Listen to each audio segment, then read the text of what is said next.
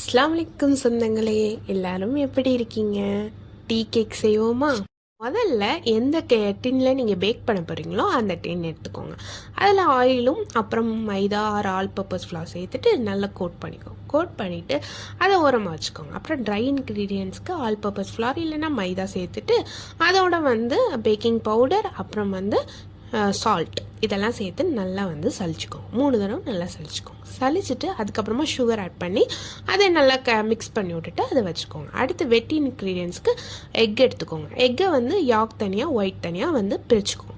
பிரிச்சுட்டு அந்த யாக்கில் நல்லா விஸ்க் வச்சு நல்லா மிக்ஸ் பண்ணிங்கன்னா ஒரு பேல் எல்லோ கலரில் ஆகும். அந்த டைமில் நீங்கள் பாலும் ஆயிலும் சேர்த்துக்கோங்க. சேர்த்துட்டு நல்லா மிக்ஸ் பண்ணி விடுங்க. மிக்ஸ் பண்ணிவிட்டு நம்ம ஏற்கனவே ட்ரை இன்க்ரீடியன்ட்ஸ் எடுத்து வச்சுருக்கோம்.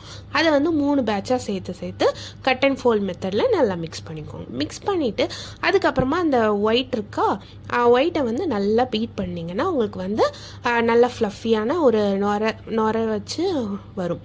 அந்த இதை என்ன பண்ணணும்னா இதில் கொஞ்சம் கொஞ்சமாக அந்த யாக் பேட்டரில் கொஞ்சம் கொஞ்சமாக ஆட் பண்ணி கட் அண்ட் ஃபோல்ட் மெத்தடில் நீங்கள் மிக்ஸ் பண்ணிட்டீங்க. அவ்வளோதான், பேட்டர் ரெடி ஆகிடும்.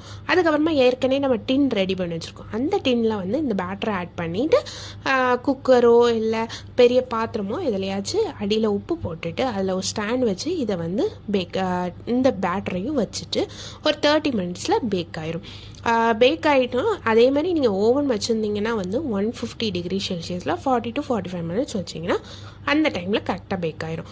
எப்படி கண்டுபிடிக்கலான்னா டூத் பிக் ஆர் நைஃப் எடுத்து குத்தி பார்த்தீங்கன்னா எதுவுமே ஒட்டாமல் வந்துச்சுன்னா உங்கள் கேக் பர்ஃபெக்டாக பேக் ஆகிருக்குன்னு.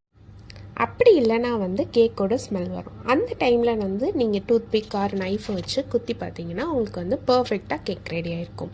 இந்த ரெசிபியோட இன்க்ரீடியன்ட்ஸ் எல்லாமே டிஸ்கிரிப்ஷனில் கொடுத்துருக்கேன். ஃபஸ்ட் கமெண்டில் பின் பண்ணியிருக்கேன்.